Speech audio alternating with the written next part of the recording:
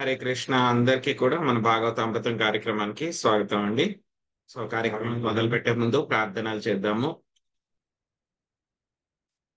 ఓం నమో భగవతే వాసుదేవాయ. ఓం నమో భగవతే వాసుదేవాయ. ఓం నమో భగవతే వాసుదేవాయ. నారాయణం నమస్కృత్య నరం చైవ నరోత్తమం దేవీం సరస్వతిం వ్యాసం తదో జయముదీరయేత్. శృణ్వతాం స్వకదా కృష్ణ పుణ్యశ్రవణ కీర్తన హృదయంతస్థో హి అభద్రాణి విదునోతి సతాం నష్టప్రాయేషు అభద్రేషు నిత్యం భాగవత సేవయా భగవతే ఉత్తమ శ్లోకే భక్తిర్భవతి నైష్టికే. ఓం అజ్ఞానతిమిరాంధస్య జ్ఞానాంజనాశలాకయా చక్షురున్మిలితం యేన తస్మై శ్రీ గురవే నమః. శ్రీచైతన్యమనోభీష్టం స్థాపితం యేన భూతలే స్వయం రూపా కదా మహ్యం దదాతి స్వపదాంతికం. వందేహం శ్రీగురు శ్రీయుతాపదకమలం శ్రీగురున్ వైష్ణవాంశ శ్రీరూపం సాగ్రజాతం సగణా రఘునాథాన్వితం తాం సజీవం సాద్వైతం సావధూతం పరిజనా సహితం కృష్ణ చైతన్య దేవం శ్రీరాధా కృష్ణ పాదాన్ సగణా లలితా శ్రీ విశాఖాన్వితాంశ. హే కృష్ణ కరుణా సింధో దీనబంధో జగత్పతే గోపేశ గోపికా కాంత రాధాకాంత నమోస్తుతే. తప్త కాంచన గౌరాంగీ రాధే వృందావనేశ్వరి వృషభానుసుతే దేవి ప్రణమామి హరిప్రియే. వాంఛాకల్పతరుభ్యశ్చ కృపా సింధుభ్య ఏవ చ పతితానాం పావనేభ్యో వైష్ణవేభ్యో నమో నమః. జయ శ్రీ కృష్ణ చైతన్య ప్రభు నిత్యానంద శ్రీ అద్వైత గదాధర శ్రీవాసాది గౌర భక్త వృంద. హరే కృష్ణ కృష్ణ కృష్ణ హరే హరే హరే రామ రామ రామ హరే హరే.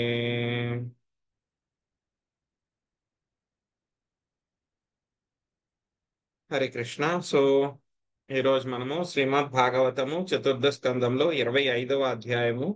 ఈ యొక్క అధ్యాయం పేరు పురంజనుని చరితము అనేటువంటి ఒక అధ్యాయం మనం నేర్చుకోబోతున్నాము. ఈరోజు హరే కృష్ణ ప్రభుజీ దండవత్ ప్రణామాలు. హరే కృష్ణ దండవత్ ప్రణామాలు. హరే కృష్ణ ప్రభుజీ దండవత్ ప్రణామాలు. Hare Krishna Prabhuji. Hare Krishna. Happy teachers day Prabhuji. Hare Krishna. Thank you Mataji. Hare Krishna. ఈరోజు మనము 6వ శ్లోకం నుంచి నేర్చుకోవడానికి ప్రయత్నిద్దాము. గృహేషు కూటధర్మేషు పుత్రధారాధనార్థధీ నపరం విందతే మూఢో భ్రామ్యన్ సంసారవర్త్మసు. నామమాత్రమగు సుందరమైన జీవితమునందే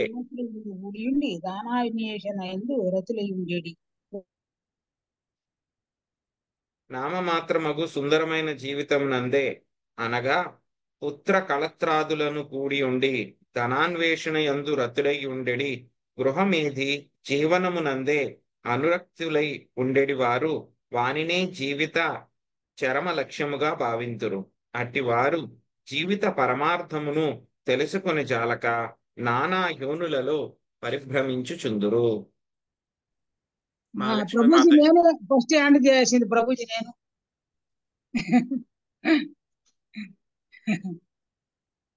అప్పటికి ఎవ్వరు రాలేదు ప్రభుజీ, నేనే వచ్చింది ఫస్ట్. చదవండి మాతాజీ. భాష్యం ప్రభుజీ. భాష్యం. హరే కృష్ణ. భార్య, సంతానము, ధనము, గృహము వంటి వారిని కలిగి ఉండేది గృహస్థ జీవనమునందు అతిగా అనురక్తులైన వారు కూట ధర్మములందు నిమిత్తులయ్యదు. అట్టి కూట ధర్మములను విద్యాపూర్వకముకు ధర్మములు భక్త ప్రహ్లాదుడు చీకటి నూతిలో అంధకూపం పోల్చెను. మనుషులు అంధకూపమును బడించో మరణించే తీరు కనుక ప్రహ్లాదుడు దాని గూర్చి ఉద్దేశపూర్వకంగా పలికింది. దాని ఎందు పడిన వాడు సహాయం కొరకు పెనిగెత్తి అరిచినను అది ఎవరికి వినిపించదు. ఎవరు అతనిని రక్షించుటకు రారు. బ్రాహ్మ్యాన్ సంసార వర్తంచు అని పదము మిగులు ప్రధానమైనది. బ్రహ్మాండ భ్రమితే కోణం భాగ్యవాన్ జీవనుసు శ్రీ చైతన్య మహాప్రభుడు ఈ విషయంలో గురించి చైతన్య చరితామృతం మధ్యలియందు 19.151 స్పష్టంగా వివరించింది. జీవులందరూ నానా ఏనులో వివిధ లోకములందు పరిభ్రమించును. అదే విధంగా పరిభ్రమించుటలో వారు భగవన్నిర్దేశమును భక్తుని సాంగత్యము పొందగలిగినచో వారి జీవితము సఫలము కాగలదు. ప్రాచీన వర్పి కామ్య కర్మలలో నిమిత్తులైనప్పటికీ భాగ్యవశం నారదముని దర్శనము అతనికి లభించను. ఆ రాజు పరమ భాగ్యశాలి అయినందున నారదుని సాంగత్యం పడిచను. అంతటా ముని అతని ఆధ్యాత్మిక జ్ఞానం ఉపదేశించను. నారదుని అడుగుజాడను అనుసరించి ప్రపంచమంతటన్ని దేశంలోను గ్రామంలోను పర్యటించుతూ మాయామోహితులైన మనుషులను ఉపదేశం గావించుట వారికి కర్మబంధం నుండి రక్షించుట సాధుపురుషులందరికీ బాధ్యతవే అయినది. Thank you Prabhuji. Hare Krishna. Hare Krishna. Thank you Mataji. So ఈ యొక్క అధ్యాయంలో మనకి పురంజనుని యొక్క చరితము అన్నమాట. యాక్చువల్గా ఈ యొక్క కథ అంతా కూడా పురంజన గురించి కాదనమాట. యాక్చువల్గా పురంజన అనేటువంటి ఒక క్యారెక్టర్ను పెట్టి ఆ క్యారెక్టర్ ద్వారా చెప్తున్నారనమాట నారదముని. ఇది ఎవరి స్టోరీ అంటే కనుక యాక్చువల్గా ప్రాచీన బర్హి స్టోరీ అన్నమాట. యాక్చువల్గా ఎవరైతే కనుక ఈ విధంగా కామ్య కర్మలలో ఎక్కువగా రతులైపోయి ఉంటారో వాళ్ళకి ఏంటంటే కనుక మామూలుగా డైరెక్ట్గా ఆధ్యాత్మిక జ్ఞానం చెప్తే కనుక వాళ్ళకి ఎక్కదన్నమాట. అటువంటి వాళ్ళకి ఎలా చెప్పాలి అని అంటే కనుక నారదముని చాలా ఎక్స్పర్ట్ కాబట్టి అటువంటి వాళ్ళకి ఆయన ఎలా చెప్తారు, కథ రూపంలో చెప్తారనమాట. ఎందుకంటే కనుక ప్రతి ఒక్కళ్ళకి కూడా మనందరికీ కూడా ఈ యొక్క కథలు వినడము అంటే కనుక అందరికీ కూడా చాలా ఇంట్రెస్ట్ ఉంటుంది. ఈ కథ వినడం అనేటువంటిది ఎలా ఇంట్రెస్ట్ అంటే కనుక చిన్నప్పుడు చెప్పేటువంటి కథల నుంచి మొదలవుతుంది. చిన్నప్పుడు అమ్మమ్మలు, ఆ తర్వాత తాతమ్మలు, తాతయ్యలు వాళ్ళందరూ కూడా కథలు చెప్తూ ఉంటారు. అది వింటాం. అది విన్న తర్వాత ఏమవుతుంది, స్కూల్లో టీచర్ గారు. సో మా స్కూల్లో అయితే కనుక ఒక తెలుగు మాస్టర్ ఉండేవారు అనమాట. సో ఆయన పీరియడ్ అందరూ కూడా ఎవరు మిస్ అవ్వకుండా ఇంట్రెస్టింగ్ గా అటెండ్ అయ్యేవారు. ఎందుకంటే కనుక అప్పుడప్పుడు ఆయన కొత్త కొత్త కథలు చెప్పేవారు. ఆయన చదువులో చదివించేటప్పుడు అంత స్ట్రిక్ట్ గా ఉండేవారు. సో ఎలా అంటే కనుక తెలుగులో సరిగ్గా రాయకపోతే కనుక చాలా గట్టి కొట్టేవారు ఆయన. అయినా సరే ఆయన క్లాస్కి ఎప్పుడు 100% అటెండెన్స్ ఉండేది. ఎందుకంటే కనుక ఆయన కథలు చెప్పేవారు అనమాట. సో అలాగా కథలు వినడం అక్కడ మొదలవుతుంది. ఆ తర్వాత మళ్ళీ ఈ కథలన్నీ కూడా ఇంకెక్కడ ఉంటాయి, న్యూస్ పేపర్స్ లో, దాంట్లోనూ కథలు రాస్తారు, గ్రామ్య కథలు అవన్నీ కూడా. ఆ తర్వాత ఇది వరకు అంటే కనుక ఇంకా వేరే లేవు కాబట్టి ఇది వరకు నవల్స్ వచ్చేవి. నవల్స్ లేకపోతే కనుక వారపత్రికలు వచ్చేవి. అందులో ఏంటంటే కనుక కథల్ని కొంచెం కొంచెం పార్ట్స్ కింద. సో అందరూ కూడా ఎప్పుడు వస్తుందా, నెక్స్ట్ ఎడిషన్ ఎప్పుడు వస్తుందా, ఆ కథ ఎప్పుడు వస్తుందా, ఆ వీక్లీ పత్రిక ఎప్పుడు వస్తుందా అని చెప్పి అందరూ వెయిట్ చేసేవారు ఆ కథల కోసం అనమాట. ఆ తర్వాత మెల్లగా ఇప్పుడు ఏమైంది, టీవీ సీరియల్స్కి వచ్చింది అనమాట. టీవీ సీరియల్స్ లో కూడా కథలు, దానికోసం ఇంట్రెస్టింగ్ గా మళ్ళీ ఆ కథలు వినాలని దానికోసం ప్రయత్నిస్తున్నారు. అవి అయిపోయిన తర్వాత ఇంకా నెక్స్ట్ లెవెల్ అయిపోయింది. సినిమాలు కూడా దాటేసి ఇప్పుడు అంతా నెట్ఫ్లిక్స్లు, వేరే ఓటీటీలు ఇవన్నీ కూడా వచ్చేసినాయి. దాంట్లో కూడా కథలే. సో ఎక్కడికి వెళ్ళినా సరే ఈ భౌతిక పరమైనటువంటి విషయాల్లో ఉండేటువంటి వాళ్ళకి కథలంటే కనుక చాలా ఇంట్రెస్టింగ్ గా ఉంటాయి. సో అందుకే డైరెక్ట్ గా ఫిలాసఫీ చెప్తే కనుక ఈయనకు అర్థం అవ్వదు అని చెప్పేసి ఏం చేశారు, నారదముని ప్రాచీన బర్హి కథని ఆయనకే చెప్పారు. ఎలాగా, ఒక కథలాగా చెప్పారనమాట. సో ఆ కథ అనేటువంటిది మనకి తర్వాత ఒక 3 అధ్యాయాల్లో ఆయన కథే వస్తుంది అనమాట, ఎలా జరిగింది అనేటువంటిది. సో ఇక్కడ చెప్తున్నారనమాట ఈ యొక్క శ్లోకంలో. సో ఇంతకు ముందు శ్లోకంలో ఏం చెప్పారు, నారదముని ఒక ప్రశ్నించారనమాట. ఏం ప్రశ్న వేశారు అని అంటే కనుక, ఎందుకు నువ్వు ఈ యొక్క కామ్య కర్మల్ని ఈ విధంగా చేస్తున్నావు, దుఃఖ నివృత్తి సుఖప్రాప్తి నీ యొక్క జీవిత లక్ష్యము, కానీ ఆ రెండు కూడా కామ్య కర్మల వల్ల దొరకవు. కాబట్టి ఎందుకు నువ్వు ఈ కామ్య కర్మలు చేస్తున్నావు అంటే కనుక యాక్చువల్గా ప్రాచీన బర్హి ఎవరు ఆయన? పృథు మహారాజు వంశంలో వచ్చినటువంటి ఆయన అన్నమాట. కానీ ఏమైంది, మెల్లమెల్లగా ఉండే కొద్దీ ఏమైంది, ఆ భక్తి అనేటువంటిది వంశంలోనే తగ్గిపోయి ఆయన మెల్లగా ఎలా అయిపోయారు, కామ్య కర్మల్లో చిక్కుకుపోయారు అనమాట. కాబట్టి నేను ఆ విధంగా చిక్కుకుపోయాను, కాబట్టి ఈ బంధం నుంచి బయటపడడానికి నాకు నిజమైనటువంటి జ్ఞానాన్ని ఉపదేశించండి. ఆయనే చెప్తున్నారు, నేను గృహమేధి కింద అయిపోయాను. ఆ విధంగా అయిపోవడం మూలంగా ఏమైపోయింది, నా జీవితం యొక్క లక్ష్యం ఏమిటి అనేటువంటి తెలియకుండా నేను అన్ని రకాలైనటువంటి జన్మలు తీసుకుంటూ ఉన్నాను నేను అని చెప్పేసి ఆయన చెప్తున్నారు. సో దానికి సమాధానంగా నారదముని 7వ శ్లోకం నుంచి కూడా చెప్తారనమాట మనకి. సో మనకి చైతన్య మహాప్రభు కూడా చెప్తారు మనకి చైతన్య చరితామృతం మధ్య లీలలో, బ్రహ్మాండ భ్రమితే కొన భాగ్యవాన్ జీవ గురు కృష్ణ ప్రసాదేపాయ్ భక్తిలతా బీజ అని చెప్తారంట. సో జీవుడు ఏం చేస్తున్నాడు, మొత్తం బ్రహ్మాండంలో అంతా తిరుగుతూ ఉన్నాడు, రకరకాలైనటువంటి శరీరాలు తీసుకుంటూ తల్లి యొక్క రకరకాలైనటువంటి తల్లి గర్భాలను ఆశ్రయిస్తూ తిరుగుతూ ఉన్నాడు. మొత్తం భౌతిక ప్రపంచంలో అన్ని విశ్వంలో అన్ని చోట్ల కూడా తిరుగుతూ ఉన్నాడు. అలా తిరుగుతూ ఉండడం మూలంగా ఎప్పుడో ఒకప్పుడు ఒక అదృష్టం కలగడం మూలంగా ఏమవుతుంది, గురువు కృష్ణుడు ఇద్దరి యొక్క కృప వలన వాడికి భక్తి అనేటువంటి ఒక బీజం దొరుకుతుంది అనమాట. ఆ తర్వాత ఆ బీజాన్ని కనుక వాడు చక్కగా వాడి హృదయంలో పెట్టుకుని నాటుకుని పోషించుకుంటే కనుక ఏమవుతుంది, వాడికి ఈ యొక్క భవ బంధాల నుంచి విముక్తుడవుతాడు అనమాట. అదే విషయాన్ని ఇక్కడే చెప్తున్నారు అనమాట. నేను ఈ భవబంధాల్లో చిక్కుకుపోయాను, నన్ను రక్షించండి అని చెప్పి చెప్తున్నారు. తర్వాత శ్లోకము, నారదం వాచా భోభో ప్రజాపతే రాజన్ పశూన్ పశ్యాత్వయాధ్వరే సంజ్ఞాపితాన్ జీవ సంఘాన్ నిఘృణేన సహస్రశః. నారదమును పలికెను, ఓ ప్రజాపాలకుడవైన రాజా, యజ్ఞస్థలిలో నీవు దయ కాని కనికరము కాని లేకుండా బలి ఇచ్చిన పశు సంగమును ఆకాశమున ఒక మారు గాంచుము. మహాలక్ష్మి మాత చదవండి.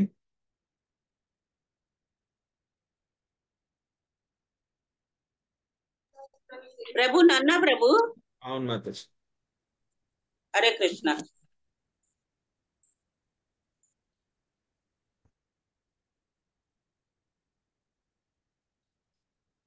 ఎన్నో మా ప్రభు? 7 మాతాజీ. హరే కృష్ణ. నారదోవాచ భో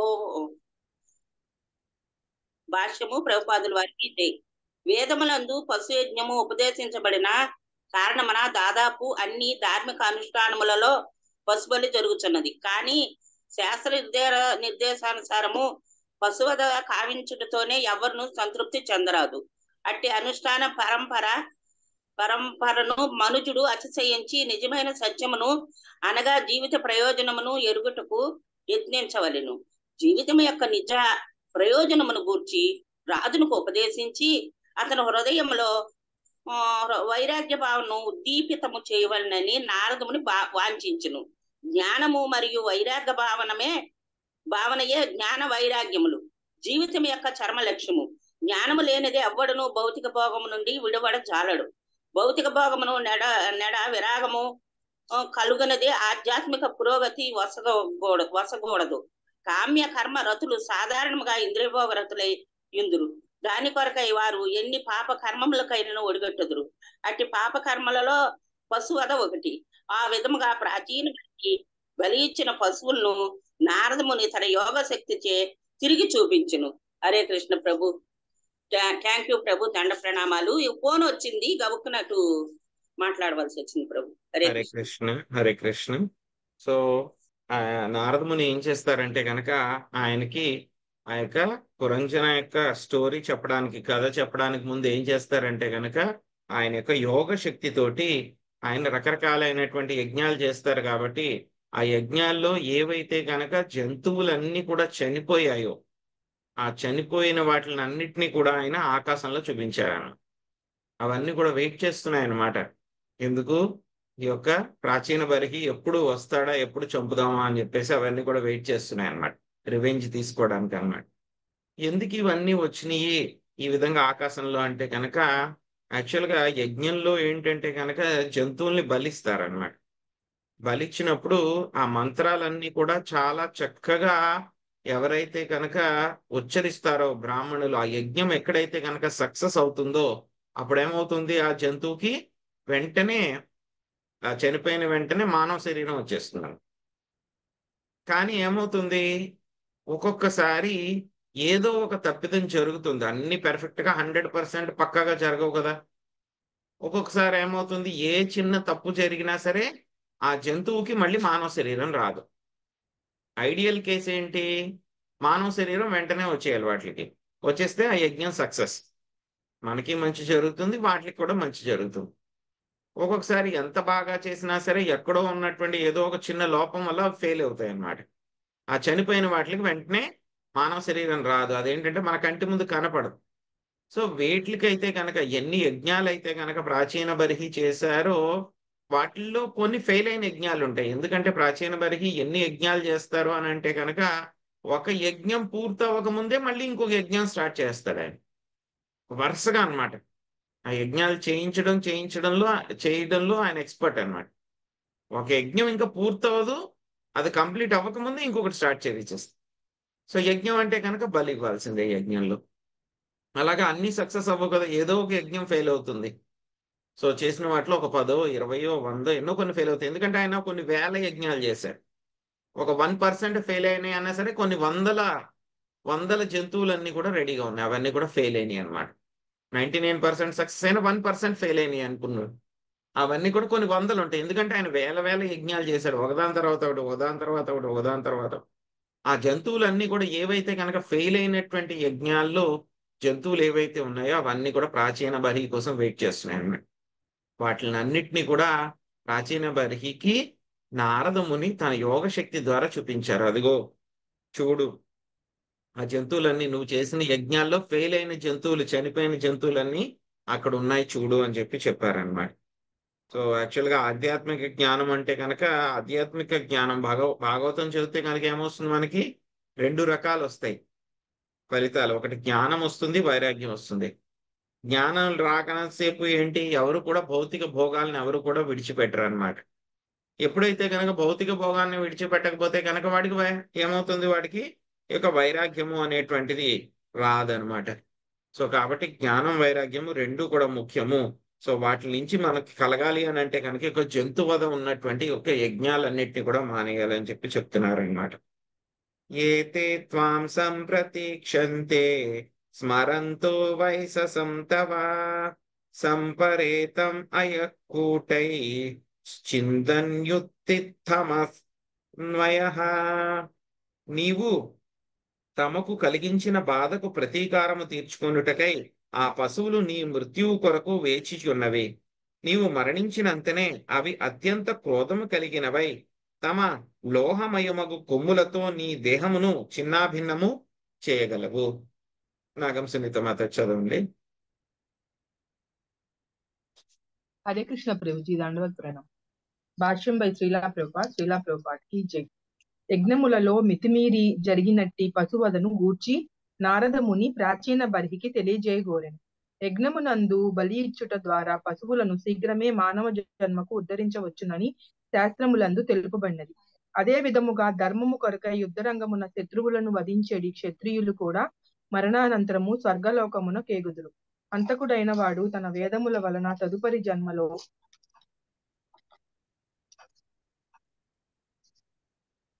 కష్టముల పాలు కాకుండుటకై రాజు అతనికి మరణ శిక్ష విధించవలనని మను సంహిత యందు తెలుపబడినది.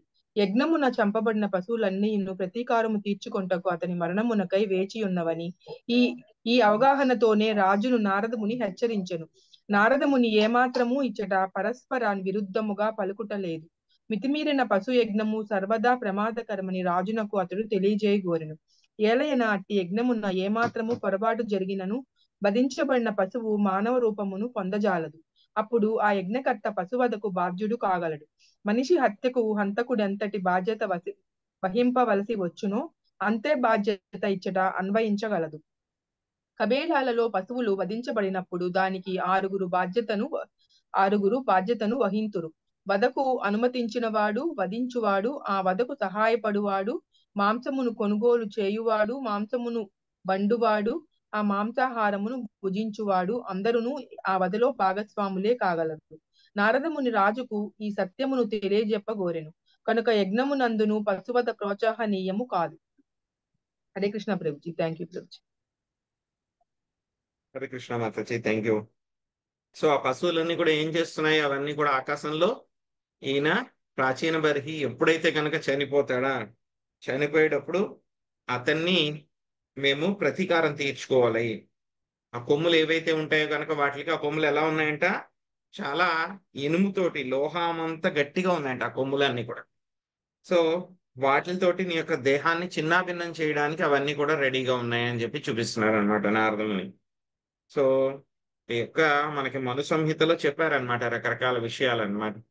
సో ఎవరైతే కనుక మితిమీరినటువంటి ఈ యొక్క యజ్ఞాలు చేయటం మూలంగా ఏమవుతాయి, అవన్నీ కూడా ఇప్పుడే చెప్పుకున్నాం మనం. కొన్ని అయినా సరే అందులో ఫెయిల్ అయినాయి అంటే కనుక ఆ యజ్ఞం చేసినటువంటి కర్తకి దాని బాధ్యత వస్తుంది అనమాట. సక్సెస్ అయిపోతే పర్వాలేదు, కానీ ఫెయిల్ అయిపోతే కనుక ఆ యొక్క యజ్ఞం చేయించినటువంటి వ్యక్తిది ఆ బాధ్యత. సో చాలా రిస్కీ కదండి. ఫెయిల్ అయిపోతే కనుక చాలా రిస్కీ. 99% సక్సెస్ వచ్చినా సరే, 1% ఫెయిల్యూర్ వచ్చినా సరే చాలా కష్టం అన్నమాట. సో అందుకని చెప్పేసి ఈ యొక్క కామ్యకర్మలు, ఈ యొక్క యజ్ఞాలు, పశువధ, జంతువధ ఉండేటువంటి వాటిని చేయకూడదు అనమాట. సో మొత్తం 6 వ్యక్తులు. సో కొంతమంది అనుకుంటూ ఉంటారన్నమాట. సో ఎవరు? నాన్ వెజిటేరియన్ తినే వాళ్ళు అందరూ కూడా అనుకుంటారు. ఏమనుకుంటాడు వాడు? జంతు మాంసం తినేటువంటి వాడు, నేను చంపలేదు కదా, నాకు రాదులే ఆ పాపం అని వాడు అనుకుంటాడు. ఆ తర్వాత వాటిని తీసుకుని వెళ్ళేవాడు, ఆ యొక్క ట్రాన్స్పోర్ట్ చేసేవాడు, డ్రైవరు, ఆ క్లీనరు, మోసేవాళ్ళు, వాళ్ళందరూ వాళ్ళు అనుకుంటారు నాకేం రాదు, నేను చంపట్లేదు కదా అని వాళ్ళు అనుకుంటారు.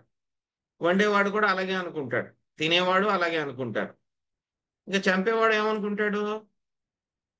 నేను చంపుతున్నాను కానీ తినేవాడి కోసం నేను చంపుతున్నాను, కాబట్టి నాకు కూడా ఫలితం రాదు, ఏం రాదు అని చెప్పేసి వాడు అనుకుంటాడు. సో ఎవరికి వాళ్ళు ఏమనుకుంటున్నారు? నాకు రాదు, నాకు రాదు, నాకు రాదు, నాకు రాదు అని అనుకుంటున్నారు అందరూ కూడా. కానీ యాక్చువల్గా ఎవరికి వస్తుంది? శాస్త్రం ప్రకారము మొత్తం 6 జంతువుల్ని చంపినటువంటి ఫలితం వస్తుందంట. ఒకటి, ఆ యొక్క జంతు కబీలాల్ని అక్కడ పెట్టుకోవడానికి పర్మిషన్ ఇచ్చిన వాడు కూడా. గవర్నమెంట్ లో ఎవరైతే కనుక ఆ జంతువధ చేయడానికి అక్కడ పర్మిషన్ ఇస్తారు కదా, వాళ్ళకు కూడా వస్తుంది రిజల్ట్. తర్వాత ఇంకెవరికి వస్తుంది? చంపేటువంటి వాడికి. ఆ తర్వాత చంపడానికి సాయం చేస్తారు కదా, వాటిని ట్రాన్స్పోర్ట్ చేయడానికి, వాటిని పట్టుకోవడానికి, వెనకాల వాడికి అందించడానికి చేసేటువంటి వాళ్ళకి. ఆ తర్వాత ఆ మాంసాన్ని కొన్న వాళ్ళకి, మళ్ళీ కొన్న తర్వాత ఇంట్లో తీసుకెళ్తే కనుక ఎవరు ఉంటారు కదా, వండుతారు కదా వాళ్ళకి. ఆ తర్వాత తిన్న వాళ్ళకి, అందరికీ కూడా అందులో షేర్ వస్తుంది. ప్రతి ఒక్కరికి షేర్ వస్తుంది అన్నమాట. సో ఎవ్వరు కూడా తప్పించుకోలేరు. ఇందులో ఎవరికి ఎక్కువ బాగా షేర్ వస్తుంది? ఎక్కువ పర్సెంటేజ్ బాగా ఎవరికి వస్తుంది? తిన్నవాడు. ఇంకా ఆప్షన్, అందరికీ సమానంగా ఉంటుంది. ఒక జంతువుని చంపితే కనుక అందరికి సమానంగా వస్తుంది అని అనుకుందాం, 1/6, 6వ వంతు. కానీ వండే వాళ్ళకి క్వాంటిటీ, కూడా వస్తుంది ప్రభుజీ, వండే వాళ్ళకి కూడా ప్రభుజీ, వండే వాళ్ళకి కూడా పాపమే. వండే వాళ్ళకి కూడా పాపమే. పర్మిషన్ ఇచ్చిన వారికి అందరికంటే ఎక్కువ వస్తుంది ప్రభుజీ. కరెక్ట్. పర్మిషన్ ఇచ్చిన వాడికి అందరికంటే ఎక్కువ వస్తుంది. ఎందుకంటే కనుక తినేవాడు ఎంత తింటాడు? కొంచెం తింటాడు. వండేవాడు ఎంతమందికి వండుతారు? మహా అయితే 10 మందికి వండుతాడు. అదే అంతే కదా, 10 మందికి వండుతాడు. సో ఆ తర్వాత కొనేవాడు ఎంతమందికి కొంటాడు? మహా అయితే ఒక 20 మందికో 50 మందికో కొంటాడు. చంపేవాడు ఎన్ని చంపుతాడు? రోజుకి మహా అయితే కనుక 40, 50 చంపుతాడు. కానీ ఆ పర్మిషన్ ఇచ్చిన వాడు ఒక చోట పర్మిషన్ ఇవ్వడు కదా, వాడు 10, ఒక 50, 100 చోట్ల ఇస్తాడు. సో ఆ 100 చోట్ల ఎన్ని చంపారు? వాటిలో ప్రతి దాంట్లోనూ 1/6 వేసుకుంటే కనుక ఎక్కువ పాపం వచ్చేది, బాగా ఎక్కువ వచ్చేది పర్మిషన్ ఇచ్చిన వాడికి. ఆ తర్వాత పర్మిషన్ ఇచ్చేది, ఆ తర్వాత ఎక్కువ వచ్చేది. ఇంకా ఎక్కువ ఎవరికి వస్తుందంటే కనుక వీటిని ట్రాన్స్పోర్ట్ చేస్తారు కదా, పెద్ద పెద్ద లారీల్లో పెట్టుకుని వాటిల్లో పెట్టుకుని ట్రాన్స్పోర్ట్ చేస్తారు, వాళ్ళకు కూడా మాస్ చాలా ఎక్కువ వస్తుంది. తర్వాత పర్మిషన్ ఇచ్చిన వారి తర్వాత వీళ్ళకి ఎక్కువ వస్తుంది. ఎందుకంటే కనుక ప్రతి దాంట్లో 1/6 ఉంటుంది వాడికి.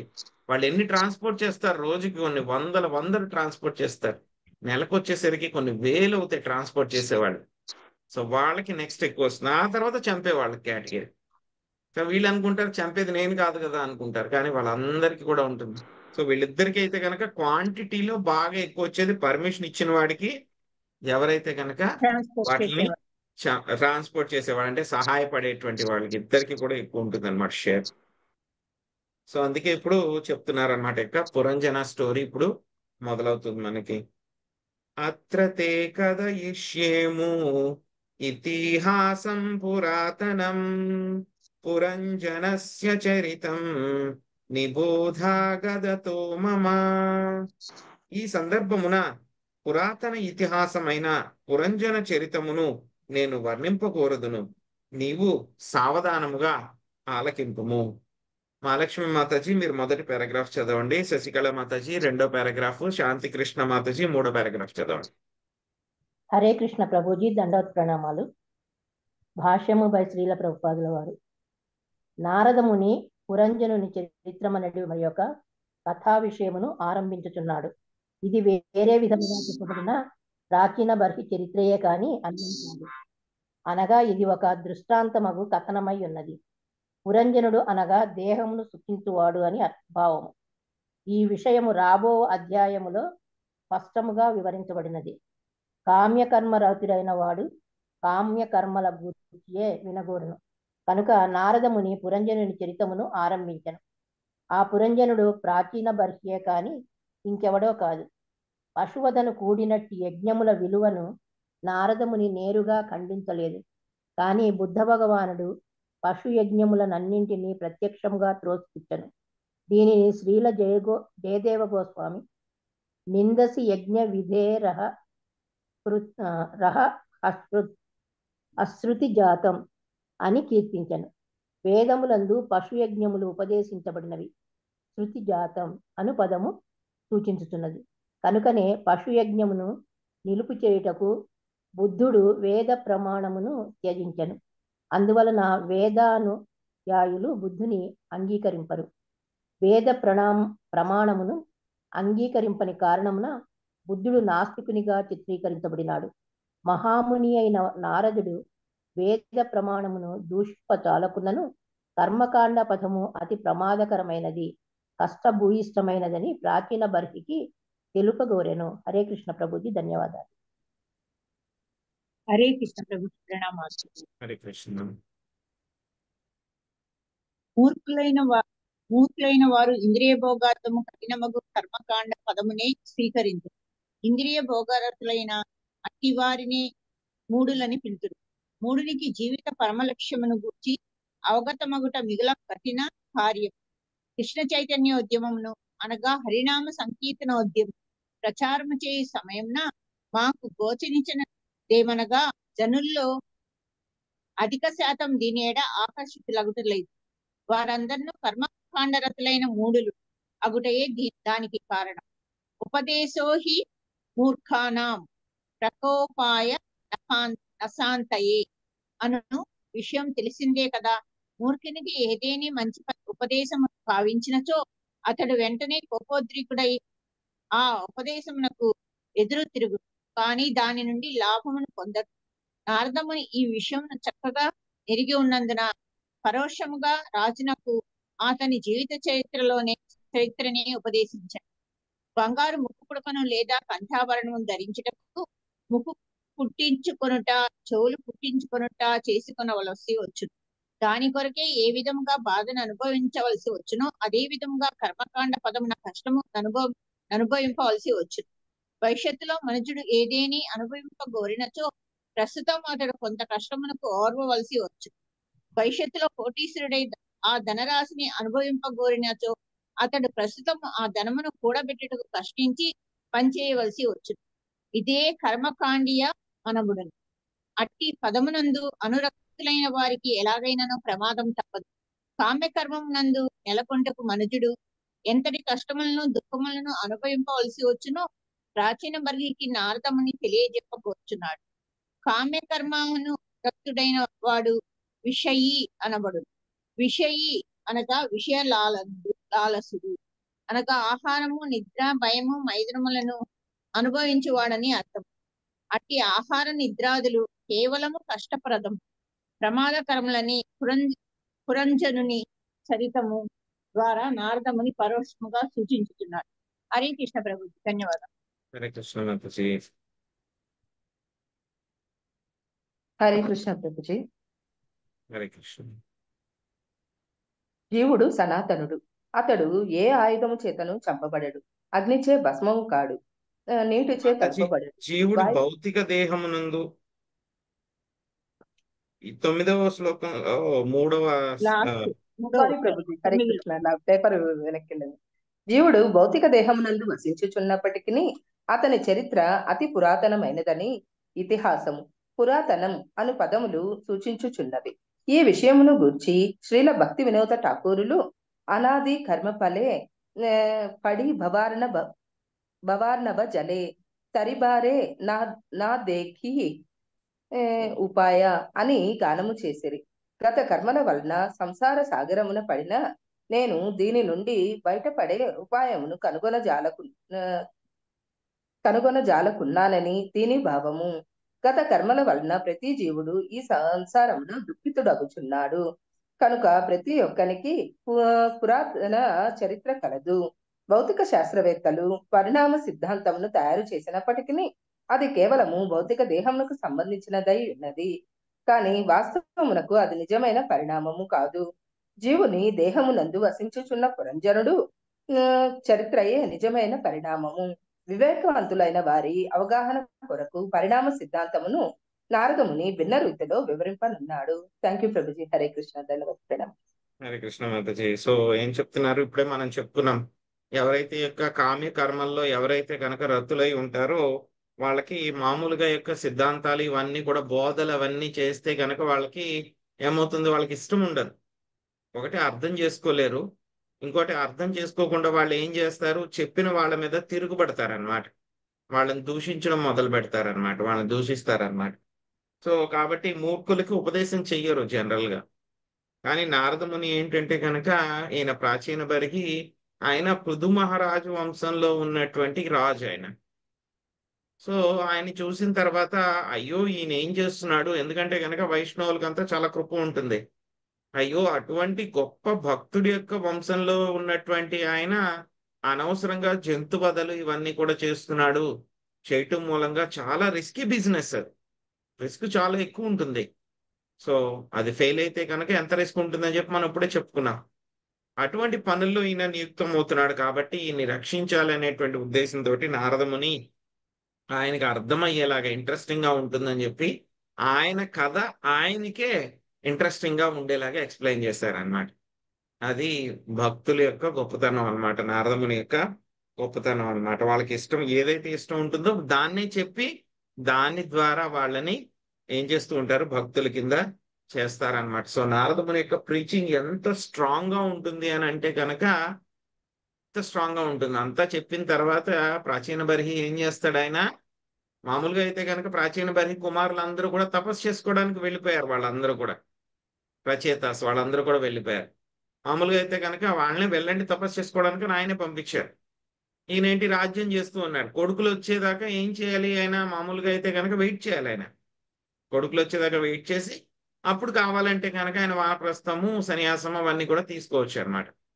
కానీ నారదముని ఎంత చక్కగా ఆయన ప్రీచింగ్ చేశారంటే కనుక కొడుకులు వస్తారు అని చెప్పి ఆయన వెయిట్ కూడా చేయలేదు, వెంటనే రాజ్యాన్ని వదిలిపెట్టేసి వెళ్ళిపోతారనమాట భక్తి చేయడానికి. ఎవరు, ప్రాచీన బర్హి అన్నమాట. సో ఇక్కడ నారదముని ఏంటంటే కనుక ఆయన చాలా జాగ్రత్తగా చెప్పారనమాట. సో అక్కడ వేదాల్లోనే చెప్పబడినటువంటి యొక్క కర్మకాండలో యొక్క యజ్ఞాలు ఉన్నా సరే, కానీ ఏమవుతుంది అందులో రిస్క్ ఉంది అని చెప్పి చెప్పారు, కానీ ఆయన వేదాలని ధిక్కరించలేదన్నమాట. కానీ బుద్ధుడైతే కనుక ఏం చేస్తారు, బుద్ధావతారంలో ఆయన అందరూ కూడా ఎలా తయారైపోయారంటే కనుక బుద్ధుడు వచ్చేటువంటి ఆ యొక్క సిచ్యువేషన్ లో అనమాట. అంతకు ముందు ఇంకా వేదాల్లో కన్సెషన్ ఇచ్చారు కదా, జంతువధ చేయమన్నారు కదా అని చెప్పి ఎలాగైపోయారంటే కనుక వాళ్ళకి తినాలి అని ఉంటే కనుక ఏదో ఒక చిన్న యజ్ఞం మొక్కుబడి కింద చేసేసి వాళ్ళ ఇష్టం వచ్చినట్లు జంతువధ చేసేసారు అనమాట. సో అందుకని చెప్పి దీన్ని హోల్సేల్ గా ఆపాలి అని చెప్పి ఆయన బుద్ధుడి కింద ఆయన స్వామి అవతారం తీసుకుని ఆయన వచ్చారు. వచ్చి ఏం చేస్తారు ఆయన, మామూలుగా అయితే గనక మీరు చెయ్యొద్దు అంటే గనక చేయరు కాబట్టి ఏం చేస్తారు, ఆయన మొత్తం వేదాల యొక్క అథారిటీనే లేదు, వేదాలని పాటించొద్దు అని చెప్పేసి ఆయన ఫస్ట్ ఆ విధంగా చేశారన్నమాట. సో ఆ తర్వాత మళ్ళీ ఏమైంది, తర్వాత శంకరాచార్య వచ్చారు, కొంచెం వాళ్ళకి వేదాలను ఇంట్రడ్యూస్ చేశారు. ఎందుకంటే కనుక వేదాలను ధిక్కరించిన వాళ్ళకి మళ్ళీ వేదాలను తీసుకునేలాగా అలవాటు చేయాలంటే కనుక ఏదో ఒకటి వాళ్ళకి తాయిలం ఇవ్వాలి. ఎలా అయితే కనుక చిన్నపిల్లవాడు స్కూల్కి వెళ్ళినంటే కనుక నువ్వు వెళ్ళొస్తే కనుక సాయంత్రం నీకు చాక్లెట్ ఇస్తానని చెప్తారు కదా తల్లి, అలాగనమాట. సో ఆయన ఇచ్చినటువంటి తాయిలం ఏమిటి, మీరు ఈ వేదాలని పాటిస్తే కనుక మీరు భగవంతుడు అయిపోతారు అని చెప్పి ఆయన కొంచెం వాళ్ళకి ఎల్యూర్మెంట్ ఇచ్చారనమాట. సో వాళ్ళు ఇప్పటికీ కూడా అదే ఫాలో అవుతున్నారు. ఇంకా వాళ్ళలో కూడా ఎవరైతే కనుక చాలా పరిపక్వం చెందారో వాళ్ళు ఏమైపోయారో గొప్ప గొప్ప భక్తులు అయిపోయారు అనమాట. నారాయణుడి యొక్క ఆశ్రయం తీసుకున్నారు, కృష్ణుడు ఆశ్రయం తీసుకున్నారు, కొంతమంది లక్ష్మీ నరసింహ ఆశ్రయం తీసుకున్నారు. అందరూ కూడా బాగా డెవలప్ అయిన వాళ్ళు, భక్తి డెవలప్ అయిన వాళ్ళు మళ్ళీ భక్తి మార్గానికి వచ్చారనమాట. సో శంకరాచార్య వచ్చిన తర్వాత మళ్ళీ రామానుజాచార్య వచ్చారు. రామానుజాచార్య వచ్చి మళ్ళీ ఒక అద్వైతాన్ని అంతా కూడా ప్రవేశపెట్టారు. మళ్ళీ ఆయన ఇంకేం చేశారు, మళ్ళీ రామానుజాచార్య అయిన తర్వాత మళ్ళీ మధ్వాచార్య వచ్చారు. మధ్వాచార్య వచ్చి ఆయన మళ్ళీ విశిష్టాద్వైతం అంతా కూడా ఆయన ఇచ్చి మొత్తం యొక్క ద్వైతం ఏదైతే ఉందో, భగవంతుడు వేరు జీవుడు వేరు, వాళ్ళిద్దరి మధ్య తేడా ఉంది, జీవుడు ఎప్పుడు కూడా భగవంతుడు కాలేడు అనేటువంటిది అందరికీ కూడా చెప్పి మళ్ళీ నిజమైనటువంటి ఆ యొక్క భక్తిని అందరికీ కూడా వీళ్ళందరూ కూడా గొప్ప గొప్ప మహానుభావులు, వీళ్ళందరూ ఆచార్యులు అన్నమాట, వాళ్ళందరూ కూడా ఇచ్చారు. వాళ్ళందరూ కూడా ఏం చేశారు, దేశ కాలమాన పరిస్థితుల ప్రకారం వాళ్ళంతా కూడా ఏం చేశారు, ఈ యొక్క ప్రీచింగ్ చేశారనమాట. సో అదే విధంగా ప్రభుపాద వారి భాష్యంలో కూడా అదే చెప్తున్నారు. అందరూ కూడా నారద ముని యొక్క అడుగు జాడల్లో నడుస్తూ ఏం చేయాలి, ఆ యొక్క దేశంలో ఉన్నటువంటి పరిస్థితులు, వాళ్ళు ఉన్నటువంటి కాలంలో ఉన్నటువంటి పరిస్థితుల ప్రకారం కూడా అందరికీ కూడా వాళ్ళు ఏం చేయాలి, ఒక భగవద్భక్తిని అందరికీ కూడా వాళ్ళు ఉపదేశించాలి అని చెప్పి చెప్తున్నారనమాట. సో ఆ తర్వాత ఏమైంది, ఎవరైతే కనుక ఈ యొక్క విషయి అనేటువంటి వాడు ఏం చేస్తూ ఉంటాడు, ఆహార నిద్ర భయం మైథునం, వీటి మూలంగానే ఎప్పుడు కూడా దాని గురించి ఆలోచిస్తూ ఉంటాడు అనమాట. సో కానీ ఏంటంటే కనుక ఈ యొక్క జీవులందరూ కూడా ఈ యొక్క సంసారంలో పడిపోయి దీని నుంచి ఎలా బయటపడాలి అనేటువంటి దాని గురించి ఎవరు కూడా ఆలోచించట్లేదు. యాక్చువల్గా చూస్తే కనుక మనం చరిత్రలో చదువుకుంటాం. ఏం చదువుకుంటాం, 500 సంవత్సరాల క్రితం పలానా జరిగింది, లేకపోతే కనుక 100 సంవత్సరాల క్రితం పలానా జరిగింది, మహా అయితే కనుక 1000 సంవత్సరాల క్రితం పలానా జరిగింది. సో ఇంకా మహా అయితే కనుక ఏం చేస్తారు, 2000 సంవత్సరాల క్రితము, మహా అయితే 3000 సంవత్సరాల క్రితం వాళ్ళు మాత్రమే చరిత్ర చెప్తారు. అంతకన్నా వాళ్ళకి చరిత్ర తెలియదు. శాస్త్రాల ప్రకారం చూస్తే కనుక భగవద్గీత 5000 సంవత్సరాల క్రితం వరకు చెప్పారు కాబట్టి అది తెలుసు మనకు. కానీ జీవుడికి ఉన్నటువంటి చరిత్ర ఎంత, ఎన్ని సంవత్సరాలు అని అంటే కనుక అది ఎవరు కూడా కౌంట్ చేయలేరు. కౌంట్ చేయాలంటే కనుక మనకేముంది, బ్రహ్మదేవుడి యొక్క ఆయుర్దాయం ఉన్నంత జీవుడి యొక్క చరిత్ర ఉంది ఈ విశ్వంలో. అంతకు ముందు ఉన్నటువంటి విశ్వంలో మనకు తెలియదు, అంతకు ముందు ఎన్ని విశ్వాల్లో ఉన్నామో మనకు తెలియదు. సో కాబట్టి జీవుడు అనేటువంటి వాడికి చాలా పురాతనమైనటువంటి చరిత్ర ఉందన్నమాట. ఇది నిజమైనటువంటి పరిణామము, అంటే జీవుడు ఏ విధంగా డెవలప్ అవుతున్నాడు, వాడి యొక్క చరిత్ర ఏముంది అని చెప్పి దానికి నిజమైనటువంటి పరిణామం అనమాట. సో కాబట్టి నారదముని ఏం చేశారు, ఈ యొక్క పరిణామాన్ని ఆయన వేరే విధంగా ప్రాచీన బరికి అర్థమయ్యేలాగా ఆయన చెప్పడానికి ప్రయత్నిస్తున్నారు అనమాట. ఆసీత్ పురంజనో నామ రాజా రాజన్ బృహశ్రవా తస్యా విజ్ఞాత నామాసి సఖా విజ్ఞాత చేష్టితః. రాజా, పూర్వం ఒకప్పుడు పురంజనుడనడి రాజు ఉండేవాడు. తన మహత్కార్యములచే అతడు ప్రసిద్ధి చెంది ఉండెను. అతనికి అవిజ్ఞాతుడు అనేది మిత్రుడు కలడు. అవిజ్ఞాతుని కర్మలను ఎవ్వరును ఎరుగకుండిరి. శ్రీదేవి మాతాజీ మొదటి పారాగ్రాఫ్ చదవండి. సునీత మాతాజీ మీరు 2వ పారాగ్రాఫ్ చదవండి. తర్వాత చందన మాతాజీ 3వ పారాగ్రాఫ్ చదవండి. 4వ పారాగ్రాఫ్ శాంతకుమారి మాతాజీ చదవండి. హరే కృష్ణ ప్రభుజీ, దండవత్ ప్రణామాలు. హరే కృష్ణ. విషయం ప్రతి జీవుడు పురంజనుడే. పురం అనగా దేహమునందు అని, జన అనగా జీవుడు అని భావము. ఈ విధముగా ప్రతివాడు పురంజనుడే అయి ఉన్నాడు. తన దేహమును కోరినట్లుగా ఉపయోగించుకొనుటకు పూర్తి స్వాతంత్రమును కలిగి ఉన్నందున జీవుడు తన దేహమునకు రాజై ఉన్నాడు. అతడు సాధారణంగా తన దేహమును ఇంద్రియ భోగార్థమే నియోగించును. దేహాత్మ భావన ఎందున్నవాడు ఇంద్రియములను సేవించుటయే జీవిత చరమ లక్ష్యమని భావించుట వలన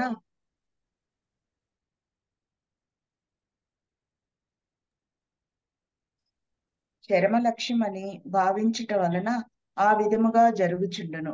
కర్మకాండ విధానమదియే. ఆత్మ జ్ఞానము లేనివాడు తాను నిజమునకు దేహమునందు వసించుచున్న ఆత్మస్వరూపుడనని తెలియజాలని వాడు. ఇంద్రియ నిర్దేశములకు లొంగెడివాడు లౌకికుడని పిలువబడును. ఇంద్రియ భోగ రతుడై ఉండెడి లౌకికుని పురంజనుడని పిలవవచ్చును. అట్టి లౌకికుడు తన ఇంద్రియములను ఇచ్ఛానుసారము ఉపయోగించును కనుక రాజు అని కూడా పిలువబడును.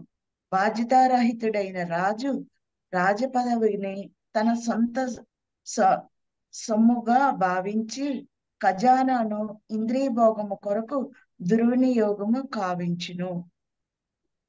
హరే కృష్ణ ప్రభుజీ, ధన్యవాదాలు. హరే కృష్ణ మాతాజీ. చదవాలా ప్రభుజీ? ఎవరు చదవాలి? సునీత మాతాజీ, సునీత హరిబాబు మాతాజీ, తర్వాత చంద్ర మాతాజీ, తర్వాత శాంతకుమారి మాతాజీ చదివేశారు కదా మీరు? లక్ష్మీ నాగేశ్వరి మాతాజీ చదవండి 4వ పారాగ్రాఫ్. హరే కృష్ణ ప్రభుజీ, ధన్యవాద ప్రణామాలు. బృహత్శ్రావాహ అను పదము ఇక్కడ ప్రధానమైనది. శ్రావాహ అనగా యశస్సు అని భావము.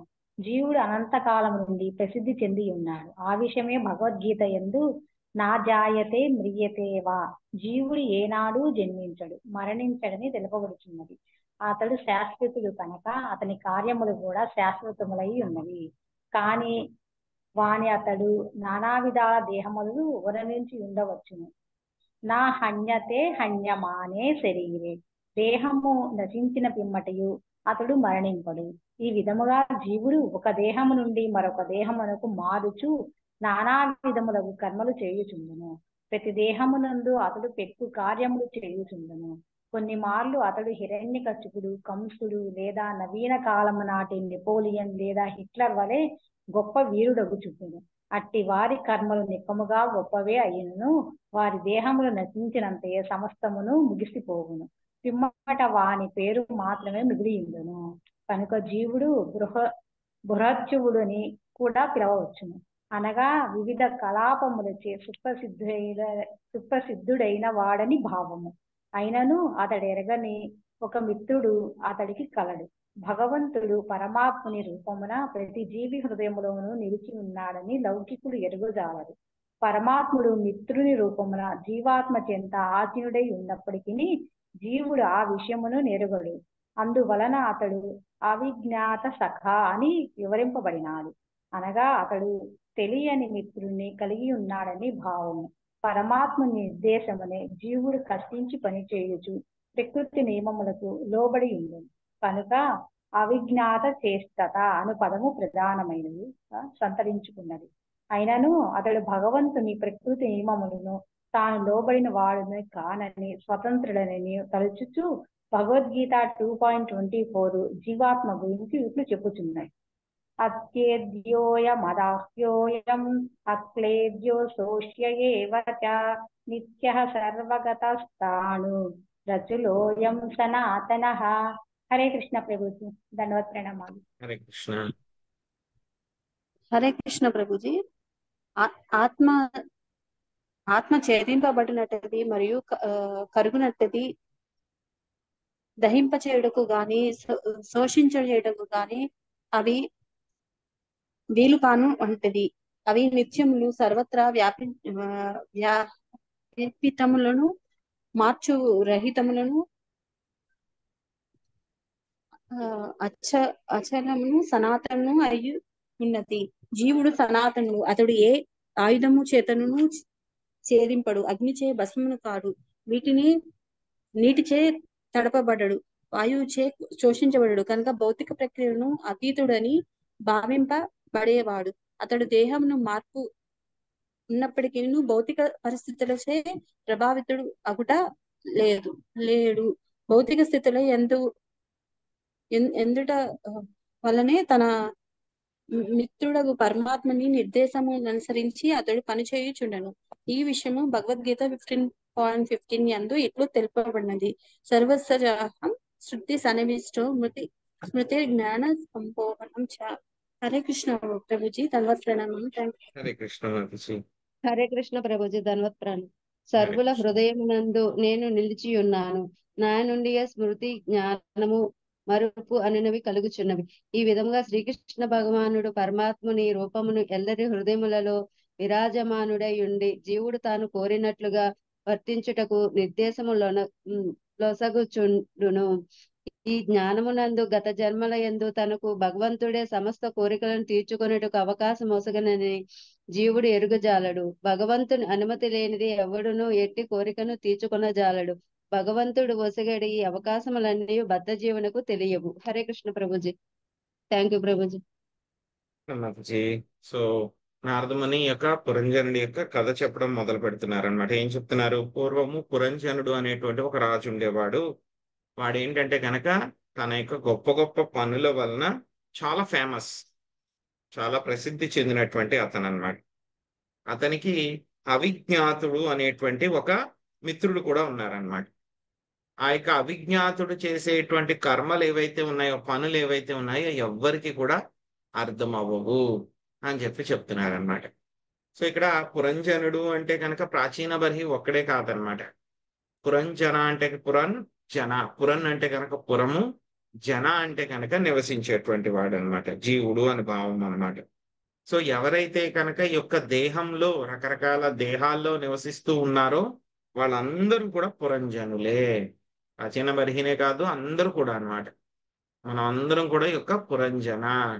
సో ప్రతి ఒక్కళ్ళు కూడాను ఏం చేస్తూ ఉంటారు, ఏదైనా సినిమాలో స్టోరీ ఉందనుకోండి, ప్రతి ఒక్కళ్ళు కూడా నేనే హీరో అని అనుకుంటారు, హీరోలాగా స్టోరీలో ఇన్వాల్వ్ అయిపోతారు అనమాట. సో అలాగే ఈ యొక్క పురంజన అనేటువంటి వాళ్ళు మనందరం అనమాట. యొక్క పురంజన యొక్క దేహాన్ని ఆశ్రయించినటువంటి వాళ్ళు అనమాట. వచ్చే శ్లోకంలో చెప్తారనమాట. సో ఏ విధంగా దేహం కోసం పురంజనుడు వెతుకుతూ ఉంటాడు, ఉండడానికి ఒక ప్రదేశం కోసం అనేటువంటిది వచ్చే శ్లోకంలో వస్తుంది అనమాట. సో ఎవరైతే కనుక వాళ్ళ యొక్క దేహాన్ని కేవలం ఇంద్రియ తృప్తి కోసమే వాళ్ళు చేస్తూ ఉంటారో, వాళ్ళకి ఇంద్రియ తృప్తే ముఖ్యము, అదే జీవిత లక్ష్యం అనుకునేటువంటి వాళ్ళు ఎవరైతే ఉంటారో, సో అంతేకాకుండా ఆత్మజ్ఞానం లేకుండా ఈ యొక్క జీవుడు ఈ శరీరంలో నివసిస్తున్నాడు అని చెప్పి ఎవరైతే ఉంటారో, ఇంద్రియ భోగం తప్పితే కనుక దాన్ని మించినది ఏదీ లేదు అని చెప్పి ఇంద్రియ నిర్దేశాలకు పూర్తిగా లొంగేటువంటి వాళ్ళు ఎవరైతే ఉన్నారో, ఇంద్రియ భోగాల్లో పూర్తిగా మునిగి తేలుతున్నటువంటి వాళ్ళు ఎవరైతే ఉన్నారో వాళ్ళందరినీ కూడా పురంజన అని చెప్పి పిలవచ్చు అన్నమాట. సో యాక్చువల్గా అయితే కనుక రాజు ఏం చేయాలి, ఆయనకి ఖజానాలో వచ్చే డబ్బులు ఆ రాజుగారి యొక్క డబ్బులు కాదు, యాక్చువల్గా అదేంటి ఆ యొక్క రాజ్యానికి సంబంధించినటువంటి డబ్బులు. సో దాంట్లో ఏదో కొంచెం కావాలంటే కనుక ఆయన మెయింటెనెన్స్ కోసం తీసుకోవచ్చు, అంతేగాని ఆ డబ్బులంతా కూడా అతనివి కాదు. అదే విధంగా ఈ యొక్క శరీరం కూడా మన యొక్క ఇంద్రియ భోగం కోసం కాదు, ఇక శరీరం అనేటువంటిది కూడా భగవంతుడి యొక్క సేవ కోసం మనకి ఇచ్చింది అని చెప్పి అర్థం చేసుకోవాలన్నమాట. సో ఇంకా జీవుడు ఏంటంటే కనుక రకరకాలైనటువంటి పనులు కూడా చేస్తూ ఉన్నట్టు. అండి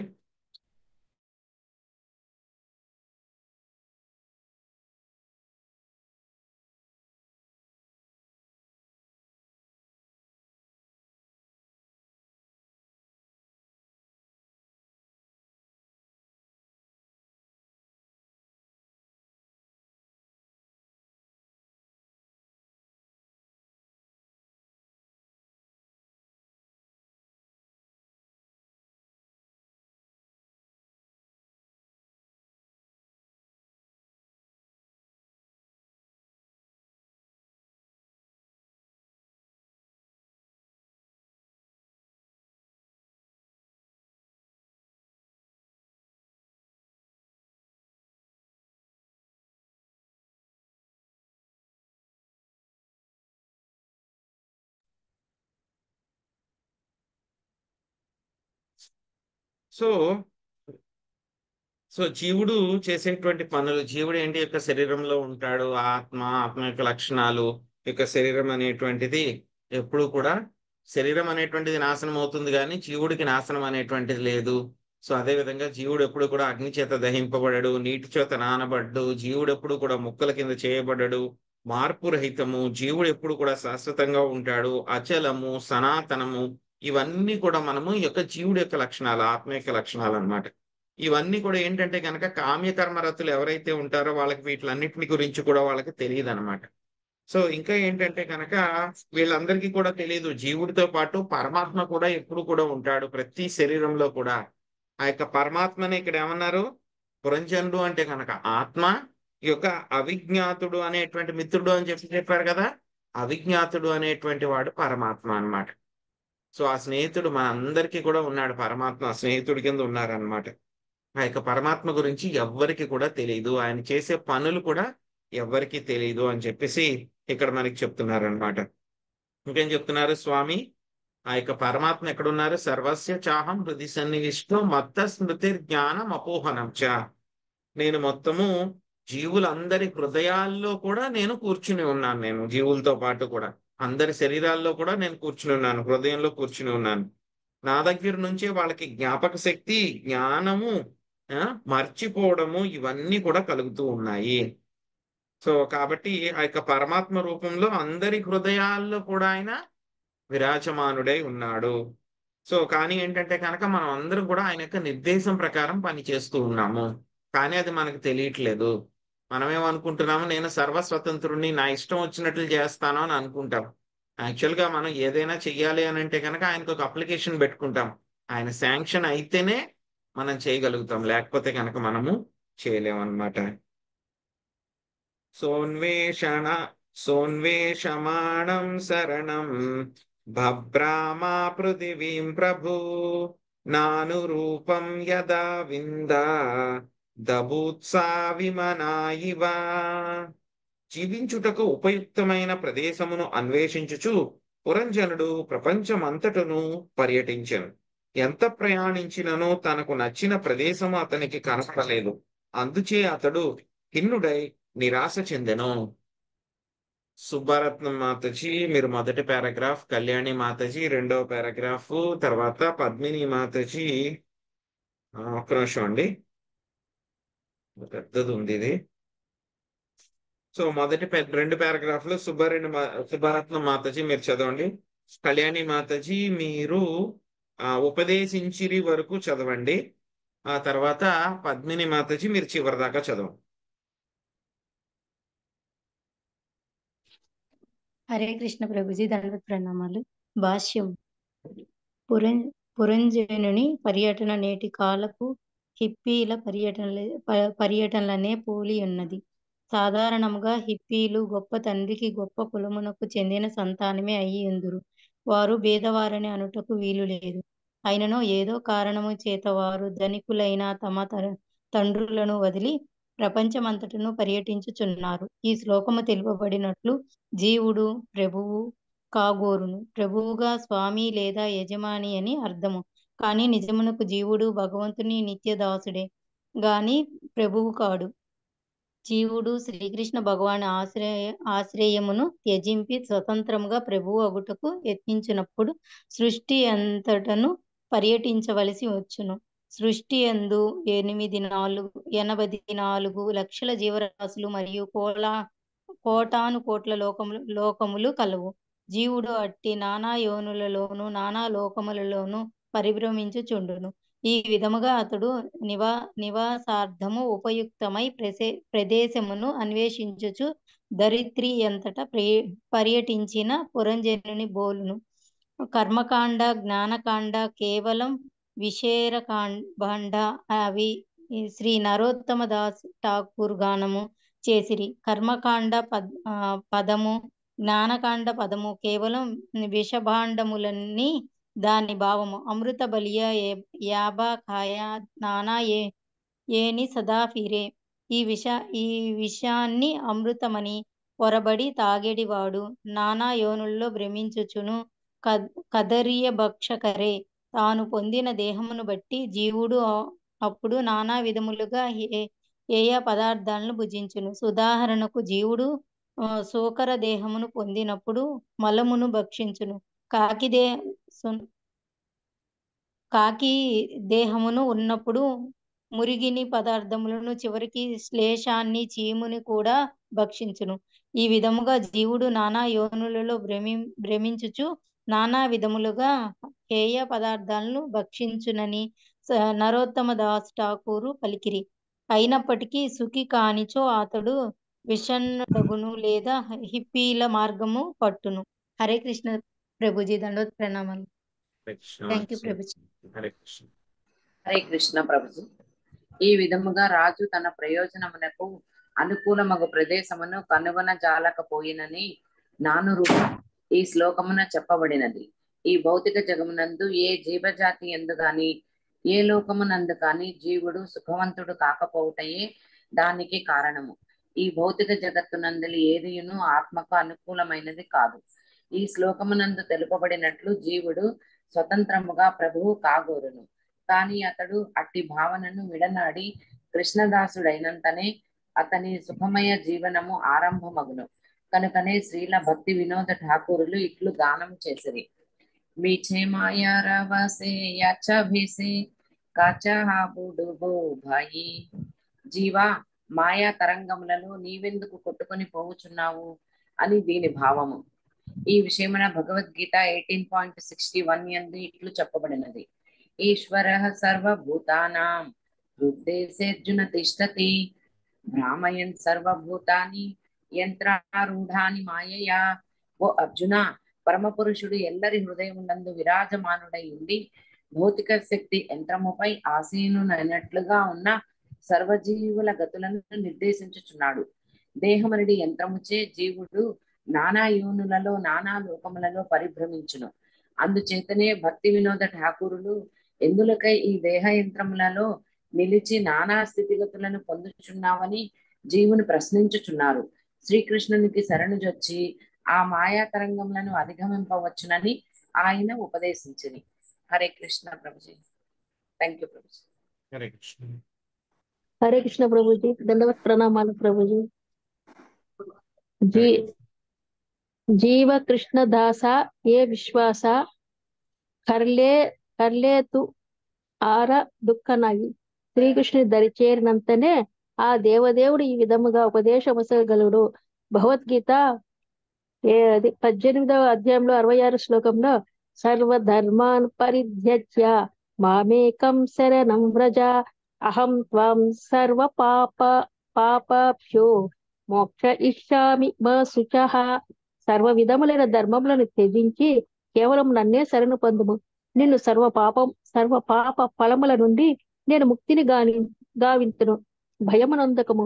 ఈ విధంగా మనము ఒక దేహము నుండి మరొక దేహమునకు, ఒక లోకము నుండి మరొక లోకమునకు ప్రయాణించుట నుండి వెంటనే బయటపడగలము. బ్రహ్మాండ భ్రమితే కోన భాగ్యవాన్ జీవ. చైతన్యామృతము మధ్యలీల 19.151 అని శ్రీ చైతన్య మహాప్రభు పలికిరి. ఆ విధంగా ప్రయాణించుచున్న జీవుడు భాగ్యవశమున భక్తుల సాంగత్యమును బడిసి కృష్ణ భక్తిని పొందగలిగినచో నిజమైన జీవితం ఆరంభమును. పరిభ్రమించుచున్న జీవులందరూ శ్రీకృష్ణుని ఆశ్రయమున సుఖభాగులగుటై మా కృష్ణ చైతన్యోద్యము ఒక చక్కని అవకాశం నొసుగుచున్నది. ఈ శ్లోకమునందు విమాన ఇవ అను పద సమూహము మిగుల ప్రధానమైనది. ఈ భౌతిక జగత్తులో స్వర్గరాజు కూడా చింతాక్రాంతుడే ఉండును. బ్రహ్మదేవుడే చింతాక్రాంతుడై ఉండునన్నచో ఈ లోకమున పరిశ్రమించు సామాన్య జీవుల గురించి తెలుపునది ఏమున్నది? ఈ విషయమున గురించి భగవద్గీత 8వ అధ్యాయంలో 16 శ్లోకంలో ఇట్లు ధృవపరచబడింది. ఆ బ్రహ్మ భువన లోక పునరావృత్తి అర్జున. ఈ భౌతిక జగమందలి ఊర్ధ్వ అధమాది స్వర్గలోకములు జన్మ మృత్యు భరితమైన దుఃఖ ప్రదేశములే. ఈ భౌతిక జగత్తులో జీవుడెన్నడును సంతుష్టుడు ప్రసన్నుడు కాజాలుడు. భౌతిక జగత్తును సుఖమయ స్థానముగా భావించిన కారణమున బ్రహ్మస్థానమును లేదా ఇంద్ర చంద్రాదుల స్థానమును పొందినప్పటికీ అతడు చింతాక్రాంతుడై అయి ఉండను. హరే కృష్ణ ప్రభుజీ. Thank you Prabhuji. హరే కృష్ణ ధన్యవాదాలు మాతాజీ. హరే కృష్ణ మాతాజీ. సో ఇక్కడ ఏం చేస్తున్నాడు ఆయన పురంజన? ఒక నిమిషం. పురంజన ఏం చేస్తున్నాడు? తాను నివసించడానికి ఒక సరైనటువంటి ప్రదేశం కోసం ఆయన వెతుకుతున్నాడు అన్నమాట. సరైనటువంటి ప్రదేశం కావాలి, ఒక ప్లేస్ కావాలి ఉండడానికి. ఏదైనా సరే మనం కొత్త ఊరికి వెళ్ళామనుకోండి, ఏం చేస్తాం మనం? ముందుగా మనం చేసే పని నేను ఎక్కడ ఉండాలి అనేటువంటి ఒక ప్రదేశం కోసం మనం వెతుక్కుంటాం, అంతే కదండి. సో అదే విధంగా పురంజన కూడా ఏం చేస్తున్నాడు? ఆయన ప్రపంచం అంతా కూడా తిరుగుతూ ఉన్నాడు. ఆయన ఎంత తిరిగినా సరే ఆయనకి ఉండడానికి సరైనటువంటి ప్రదేశం దొరకట్లేదు. ఇప్పుడు దాకా మనం ఏం చెప్పుకున్నాం? పురంజన అంటే ఎవరు? జీవుడు జీవుడు. అని చెప్పి చెప్పుకున్నాం మనం. సో జీవుడు కూడా ఏం చేస్తూ ఉంటాడు? తాను నివసించడానికి యొక్క భౌతిక ప్రపంచంలో రకరకాలైనటువంటి శరీరం కోసం ఆయన వెతుకుతూ ఉంటాడు. ఎన్ని శరీరాలు ఉన్నాయి మొత్తం? 84 లక్షల శరీరాలు ఉన్నాయి. ఈ శరీరాలన్నీ కూడా ఎక్కడెక్కడ ఉంటాయి మొత్తము? కొన్ని కోట్ల కోట్ల లోకాల్లో ఈ శరీరాలన్నీ కూడా ఉన్నాయి, మొత్తం 84 లక్షలు కూడా. ఈ యొక్క 84 లక్షల శరీరాల్లో ఏదో ఒక శరీరము, అది కూడా ఒక్కొక్క లోకంలో రకరకాలైనటువంటి కండిషన్స్ లో, రకరకాలైనటువంటి పరిస్థితుల్లో ఇక శరీరం ఉంది. సో పురంజన ఏం చేస్తున్నాడు? వెతుకుతున్నాడు, అన్ని ప్లేస్లు వెతుకుతున్నాడు. అంటే రకరకాలైనటువంటి శరీరాల్లో వెళ్తూ ఉన్నాడు. ఎన్ని శరీరాల్లోకి వెళ్ళినా ఆ శరీరాల్లో ఉండేటువంటి రకరకాలైనటువంటి ఇంద్రియ భోగాలు అనుభవించినా ఎక్కడా కూడా పురంజనుడికి సాటిస్ఫాక్షన్ లేదు, సంతృప్తి లేదు. ఈ శరీరం వద్దు ఇంకోటి, ఈ శరీరం వద్దు ఇంకోటి, ఈ శరీరం వద్దు ఇంకోటి, అలాగా ఒకదాని తర్వాత ఒకటి ఎన్ని చెక్ చేస్తున్నా సరే ఆ యొక్క సాటిస్ఫాక్షన్ అనేది రావటం లేదు. సో ఎందుకు సాటిస్ఫాక్షన్ రావట్లేదు అని అంటే కనుక కంపాటబిలిటీ ఇష్యూ అన్నమాట. కంపాటబిలిటీ ఇష్యూ ఎందుకంటే కనుక సో మనం చూస్తాం, కొన్ని ఏసీలో పనిచేసే ఉంటాయి, కొన్ని బ్యాటరీతో పనిచేస్తూ ఉంటాయి, డీసీతో పనిచేస్తూ ఉంటాయి. సో డీసీలో పనిచేసేటువంటి వాటికి మనం ఏసీ తీసుకొచ్చి పెట్టామనుకోండి, పనిచేస్తుందా? పనిచేయదు. ఏసీలో పనిచేసే వాటికి డీసీ పవర్ ఇచ్చామనుకోండి, పనిచేస్తుందా? పనిచేయదు. అలాగే ఈ యొక్క జీవుడు కూడా ఏంటంటే కనుక ఆత్మ అనేటువంటిది సనాతనము, సచ్చిదానంద. ఈ జీవుడు ఈ భౌతిక ప్రపంచానికి చెందినటువంటి వాడు కాదు, జీవుడు ఆధ్యాత్మిక ప్రపంచానికి చెందినటువంటి వాడు. సో కాబట్టి ఆధ్యాత్మిక ప్రపంచంలో వాడికి ఉండడానికి సరిపోతుంది, కరెక్ట్ గా ఉంటుంది. కానీ ఎప్పుడైతే కనుక వాడు శ్రీకృష్ణ భగవానుడికి ఎదుటి తిరిగి భౌతిక ప్రపంచంలో నేను ఉండాలి, రకరకాల శరీరాలు తీసుకోవాలి, రకరకాల పరిస్థితుల్లో ఉండాలి, రకరకాల ఇంద్రియ భోగం చేయాలని చెప్పి ఎంత ప్రయత్నించినా సరే ఒక సాటిస్ఫాక్షన్ అనేటువంటిది జీవుడికి రాదు. ఎప్పుడు చాలు అని చెప్పి ఎప్పుడు కూడా అనిపించదు అనమాట. సో అలాగే మొత్తం జీవుడు అందరూ కూడా మొత్తం ఈ భౌతిక ప్రపంచంలో కూడా తిరుగుతూ తిరుగుతూ తిరుగుతూ ఏం చేస్తున్నాడు? అన్ని శరీరాలు ట్రై చేస్తున్నాడు, ఇక్కడ బాగుంటుందేమో, ఇక్కడ బాగుంటుందేమో, ఇక్కడ బాగుంటుందేమో అని చెప్పేసి. సో కాబట్టి అలా తిరుగుతూ తిరుగుతూ తిరుగుతూ ఉన్నాడు. అలా తిరుగుతూ ఉంటే ఏమీ లాభం లేదు. ఏం చేయాలి? మొత్తం ఆ బ్రహ్మ భువనార్ లోక మొత్తం 14 లోకాల్లో ఎక్కడికి వెళ్ళినా సరే ప్రతి చోట కూడా యొక్క జన్మ మృత్యు జరా వ్యాధి అనేటువంటివి ఉంటాయి. ఎక్కడా కూడా ఈ యొక్క ఆనందం అనేటువంటిది ఎటువంటి కల్తీ లేకుండా ఆనందం అనేటువంటిది ఉండదు. ఎక్కడికి వెళ్ళినా సరే ఎంత ఆనందాన్ని పొందినా సరే ఆనందం ఎలా ఉంటుంది? లిమిటెడ్ గానే ఉంటుంది. ఎంత ఆనందాన్ని పొందినా సరే ఆనందం ఎలా ఉంటుంది? మనకి కొన్ని రోజులకి వెంటనే చేదు వస్తుంది. సో కాబట్టి మనం ఏం చేయాలి? ఈ భౌతిక ప్రపంచానికి మనం చెందినటువంటి వాళ్ళం కాదు. ఇక్కడ ఉండడానికి మనం పర్మనెంట్ రెసిడెన్స్ చేసుకోవడానికి ప్రయత్నించకుండా మనము సర్వధర్మాన్ పరిత్యజ్య మామేకం శరణం వ్రజ అహం త్వాం సర్వ పాపేభ్యో మోక్షయిష్యామి మా శుచః. సో అలాగా మనం స్వామి యొక్క శరణు తీసుకుంటే కనుక మనకి నిజమైనటువంటి చక్కని ప్రదేశం మనకు ఉండడానికి మనకి లభిస్తుంది అనమాట. సో ఆ తర్వాత మళ్ళీ పురంజన స్టోరీ చాలా ఇంట్రెస్టింగ్ గా ఉంటుంది, ఏం జరుగుతుందని చెప్పి మనము రేపు చర్చించుకుందాం అండి. హరే కృష్ణ. ఆయన మిత్రుడు గురించి చెప్పారు కదా మాతాజీ. ఆయన మిత్రుడు పరమాత్మ అండి, పరమాత్మ, అవిజ్ఞాతుడు అని. అదేంటి? పరమాత్మ ఆయనతో పాటే ఉంటారు. పురంజన అంటే కనుక ఆత్మ, పరమాత్మ అంటే కనుక అవిజ్ఞాతుడు, ఆయన యొక్క స్నేహితుడు. హరే కృష్ణ ప్రభుజీ, హరే కృష్ణ. ప్రణామాలు. హరే కృష్ణ. దండవత్ ప్రణామాలు అందరికీ కూడా. Thank you Prabhuji. హరే కృష్ణ. హరే ధన్యవాదాలు. కృష్ణ.